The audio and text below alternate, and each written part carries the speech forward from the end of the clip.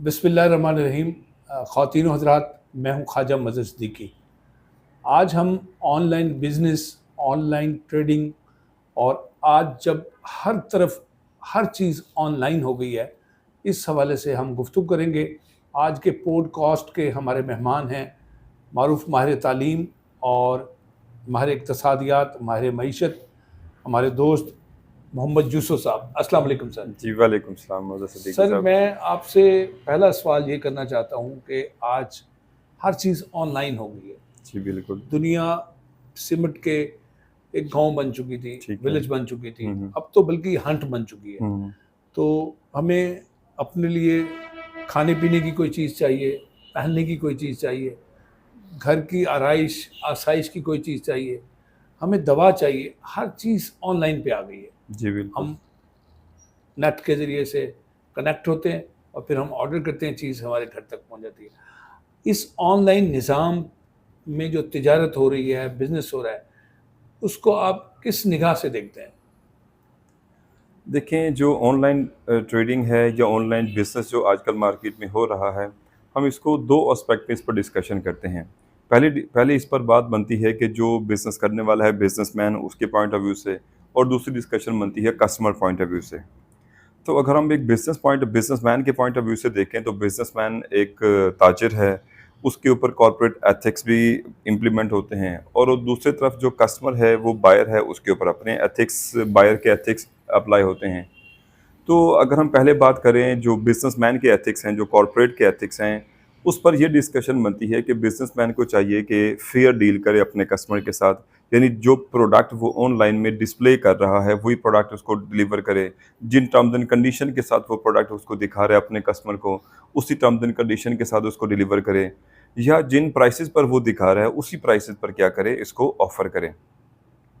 लेकिन अनफॉर्चुनेटली हमारे जो पाकिस्तान का जो कल्चर है पर्टिकुलरली, उसमें अगर हम देखें तो हमारा जो कस्टमर है आहिस्ता-आहिस्ता वो ऑनलाइन पर स्विच तो हुआ है। लेकिन अभी भी आज हमारे कस्टमर को बहुत सारे प्रॉब्लम्स हैं जो किसकी तरफ से फेस करना पड़ते हैं, बिज़नेसमैन की तरफ से फेस करना पड़ते हैं। यानी मसलन देखें, अगर आपने कोई प्रोडक्ट ऑर्डर की है, जोगर आपने ऑर्डर किया ऑनलाइन, अब वो आपको प्रोडक्ट दिखाएगा कोई और भेजेगा कुछ और। ठीक है? ये सबसे बड़ा ड्रॉबैक है जिसकी वजह से हमारे जो कस्टमर्स हैं, उनका ऑनलाइन ट्रेडिंग पर जो एतमाद है वो कम है। हालाँकि ये ज़्यादा होना चाहिए। देखें, अब दुनिया जो है फ़िज़िकल प्लेसेस से निकल रही है, अब दुनिया वर्चुअली सब कुछ कर रही है। एजुकेशन वर्चुअल होती जा रही है, बिज़नेस वर्चुअल होता जा रहा है, बैंकिंग वर्चुअल होते जा रही है। आप अपना कोई ना कोई बैंक अकाउंट चला रहे होंगे, तो आप देखिए साल में कितने चक्कर आपको बैंक में लगाने पड़ते हैं, नहीं ना? बहुत कम हो गया है। बहुत कम हो गए। यानी इसका मतलब सारी की सारी चीज़ें वर्चुअली कन्वर्ट होती जा रही हैं। इस तरह से जो बिज़नेस वो भी वर्चुअली कन्वर्ट होता जा रहा है। अब यहाँ पर पाकिस्तान में कई सारे जो बिज़नेसमैन हैं, कोई स्मॉल लेवल का है, कोई मीडियम लेवल का है, कोई मतलब बड़े लार्ज स्केल का बिज़नेस कर रहा है, तो हर बिज़नेस के अलग-अलग एथिक्स हैं। स्मॉल बिज़नेसमैन के लिए और हैं, मीडियम के लिए और हैं, और लार्ज इन कंपनीज़ के लिए और हैं। तो जो सबसे बेसिक जो बात है वो यही है कि जो बिज़नेसमैन हैं, जो स्मॉल लेवल का बिज़नेस कर, जैसे ये फास्ट फूड, पिज़्ज़ा शॉप्स वगैरह हैं, अगर आप इनको देखें तो सबसे ज़्यादा ऑनलाइन बिज़नेस इन्हीं का है स्मॉल लेवल पर। एक बंदा एक पिज़्ज़ा शॉप बनाता है और उस पर ऑनलाइन पिज़्ज़ा बेचना शुरू कर देता है। अब सबसे बड़ी बात क्या है कि इसको जो पिज़्ज़ा की क्वालिटी है वो फुलफ़िल रखनी है, क्वालिटी स्टैंडर्ड्स को पूरा करना है, ताकि कस्टमर का जो एतमाद है वो बहाल रहे। डिलीवरी पूरे टाइम पर करनी चाहिए। और सम टाइम मार्केट में जो कस्टमर को जो कंप्लेंट सुनने को मिलती है इन फास्ट फूड की शॉप से, वो ये भी होती है कि ये या तो पुरानी प्रोडक्ट डिलीवर कर देते हैं, या पुराने एक्सपायर्ड मटीरियल वाले प्रोडक्ट बनाकर डिलीवर कर देते हैं। ऐसा नहीं होना चाहिए। अगर आप इस तरह से करेंगे तो आहिस्ता-आहिस्ता जो कस्टमर का जो एतमाद है ऑनलाइन सिस्टम पर या आपके बिज़नेस पर, वो ख़त्म होता जाएगा। आप पिछले कुछ अरसे में देखिए, मुल्तान में कई सारे नए बिज़नेस डेवलप भी हुए, ब्रांड्स बने भी सही, और फ़ौरन से ख़त्म भी हो गए। जिस दिन ब्रांड्स ने इफ्तिताह किया था, उनके पास मतलब पाँव रखने की जगह नहीं थी, इतना कस्टमर था। अब within a couple of month, within a couple of year वो ब्रांड्स कहाँ गए? मार्केट से ख़त्म हो गए।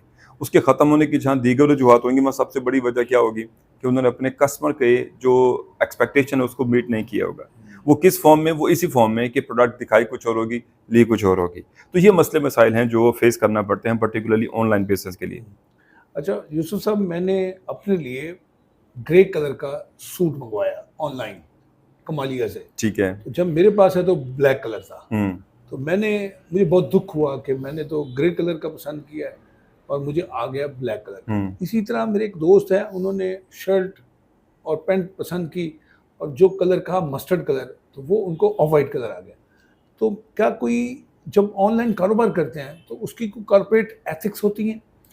और क्या इसके लिए जब मेरी पसंद की चीज़ नहीं आई और मैं फिर राब्ता कर रहा हूँ, तो फिर वो मेरा फ़ोन भी नहीं खोल रहा है, मुझसे बात भी नहीं कर रहे हैं, मुझे रिप्लाई नहीं कर रहे हैं, मेरा मैसेज सीन कर लिया है और वो मुझसे बात नहीं कर रहे। तो क्या कोई ऐसे इदारे होने चाहिए जो कस्टमर केयर सेंटर हो, कस्टमर की कंप्लेन को नोटिस ले? यानी अगर हम आगे बढ़ना चाहते हैं, तरक्की करना चाहते हैं, बिज़नेस प्रमोट करना चाहते हैं, तो बुनियादी एथिक्स जिसको कॉर्पोरेट एथिक्स कहते हैं, वो नहीं है। क्या इस हवाले से कोई कानून साज़ी है दुनिया में? देखें सबसे पहले तो है जो एथिक्स है ना, एथिक्स उसके 2 लवाज़िमात हैं। सबसे पहले है कि इनर सैटिस्फैक्शन। इनर सैटिस्फैक्शन, अगर आपने अपने कस्टमर को ईमानदारी से प्रोडक्ट डिलीवर कर दी है, तो आपका जो दिल है वो इतना इत्मीनान में है कि आपने अपने जो बात आपने कही थी वो पूरी की और आपने अपने कस्टमर को उसके डिज़ायर प्रोडक्ट दी है। पहले ये इनर सैटिस्फैक्शन है। दूसरा, कई सारे ममालिक में कस्टमर के जो राइट्स होते हैं उसके लिए लॉ प्रिवेल करता है, पाकिस्तान में भी करता है। लेकिन पाकिस्तान में एक ओवरऑल जो लॉ एंड ऑर्डर है उसकी पोजीशन ज़रा वीक है, तो इसलिए फिर जो कस्टमर हैं उसके भी जो लॉ एंड ऑर्डर है उसकी एप्लीकेशन भी वीक हो जाती है। वरना पाकिस्तान में भी कस्टमर के राइट्स हैं, कस्टमर के लिए कंज्यूमर कोर्ट्स बने हुए हैं, तो उसके लिए आप लवाजमात पूरी करें और कंज्यूमर कोर्ट में जाकर कंप्लेन भी कर सकते हैं। ठीक है। और पर्टिकुलरली जो ऑनलाइन बिजनेस करते हैं तो इसका जो आप इसकी कंप्लेन भी ऑनलाइन आप मतलब कर सकते हैं। लेकिन हमारे जो कस्टमर होते हैं उसे अवेयरनेस नहीं होती कि मेरी कंप्लेंट बनती क्या है, मैंने कंप्लेंट करनी कहाँ जाकर है। तो ये अवेयरनेस का फुकदान है, अदरवाइज लॉज पाकिस्तान में भी अवेलेबल हैं। हमारा जो कंज्यूमर लॉ है वो कहता है कि आप 1-2 दफ़ा उसको एविडेंस के साथ दें। जब अब हमारे पास आए तो 2 एविडेंस लेकर आएँ कि आपने उसको कंप्लेन की और उसने आपकी कंप्लेन का इज़ाला नहीं किया, फिर आप उसके अगेंस्ट जाकर कोई दूसरी कार्रवाई कर सकते हैं। तो पहली बात तो ये है कि कंपनीज़ को ऐसा नहीं करना चाहिए कि ये मतलब अगर आप ऐसा करेंगे ना, अगर कोई कंपनी ऐसा कर भी रही होगी ना, वो वन टाइम प्रोडक्ट बेच पाएगी, ज़्यादा से 2 टाइम, ज़्यादा से 3 टाइम, ठीक उसके बाद मार्केट से खत्म हो जाएगी।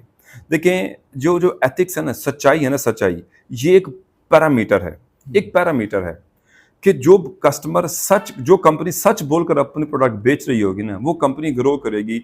इसके लिए मतलब ये बाइफरकेशन नहीं है कि वो मुस्लिम कंपनी होगी, उसका मालिक मुसलमान होगा या नहीं होगा। जो कंपनी सच बोलकर प्रोडक्ट बेच रही होगी ना, उसकी मार्केट में सेल हमेशा ग्रो करेगी। आप पूरी दुनिया में देख लें, जब कॉर्पोरेट एथिक्स की बात आती है, सारे जापान की एग्जांपल देते हैं। उसकी क्या, वो क्यों सच्चे? दूसरे कंट्री में जो लोग थाई की एग्जांपल देते हैं, बैंकॉक की एग्जांपल कोट करते थाईलैंड की, कि वो अपनी बात पे सच्चे हैं, जो बात वो कहते हैं वही प्रोडक्ट डिलीवर करते हैं। लेकिन ऐसा ऐसे जब ये बात चलते फिरते हमारे पाकिस्तान में आती है, हमें बिल्कुल परवाह नहीं होती। हम हमारे मतलब सोसाइटी हमारी और तरह की, लेकिन लॉज एग्जिस्ट करते हैं, आप कंप्लेन कर सकते हैं। देखिए फॉर एग्जांपल, जैसे एक बंदे ने आपको आपकी मर्जी की प्रोडक्ट नहीं दी, है।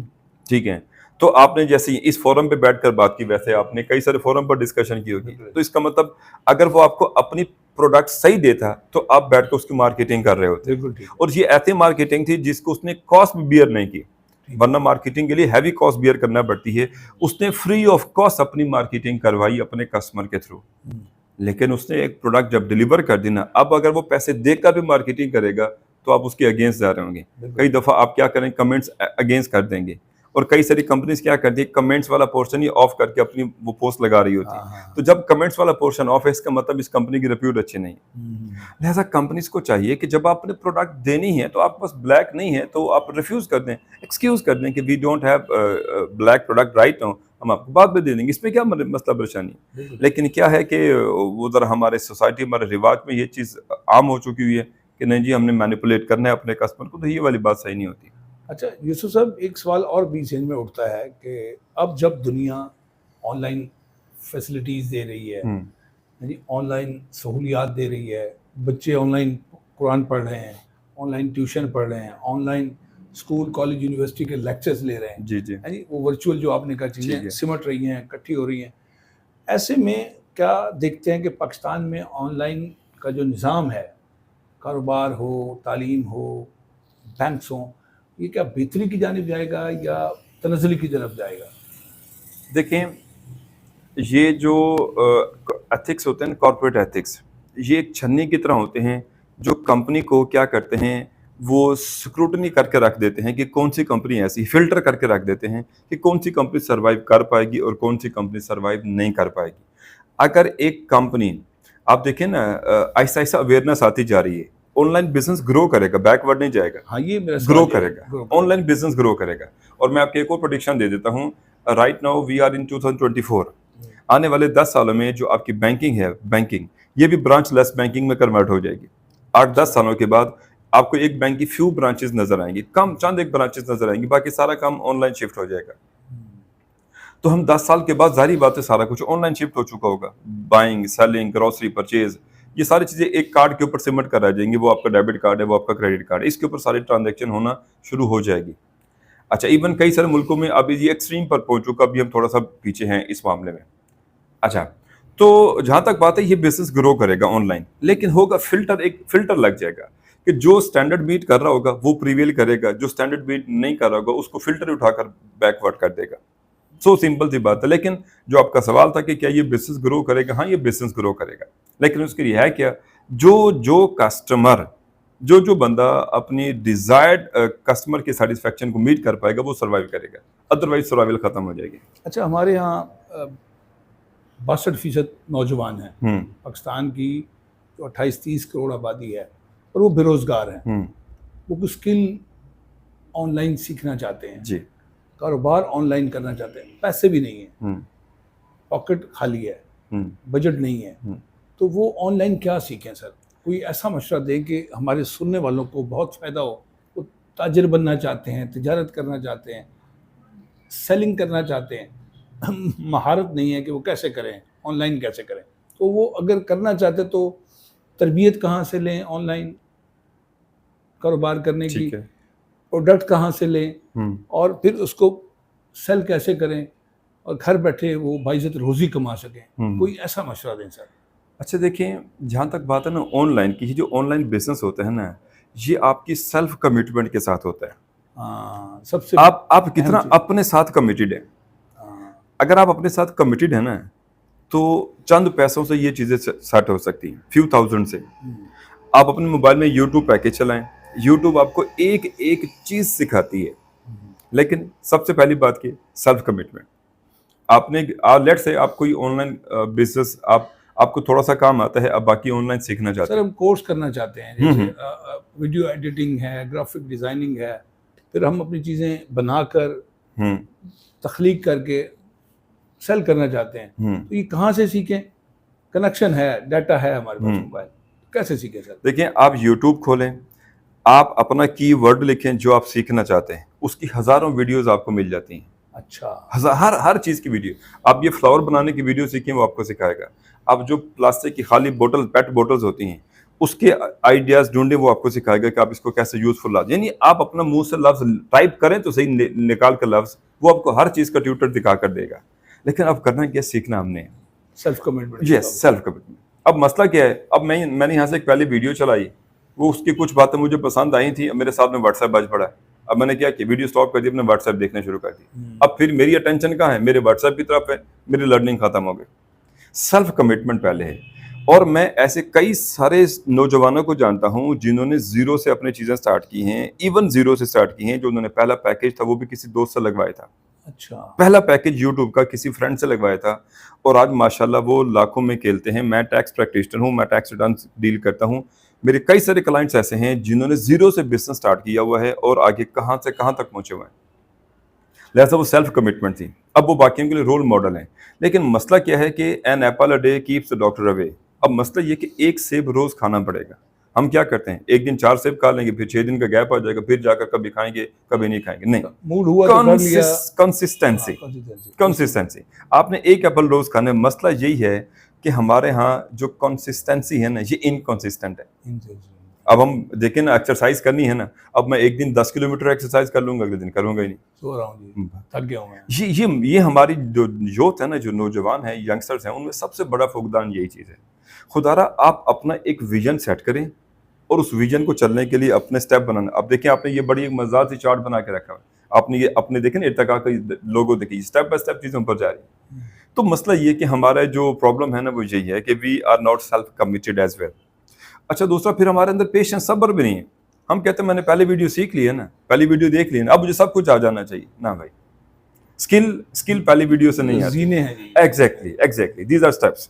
और ये स्किल स्टेप से आता है। ऐसा भी नहीं होता कि आप 2 स्टेप जंप कर लें, ऐसा भी नहीं होता। अगर आप 2 स्टेप जंप कर जाएंगे ना, तो फिर मंजिल पे जाकर पहुंचे जब कहीं ना कहीं फंस जाएंगे कि उन 2 स्टेप जिसको मैंने शॉर्टकट में एक्सक्लूड कर दिया था, अब मैं कहाँ फंस गया।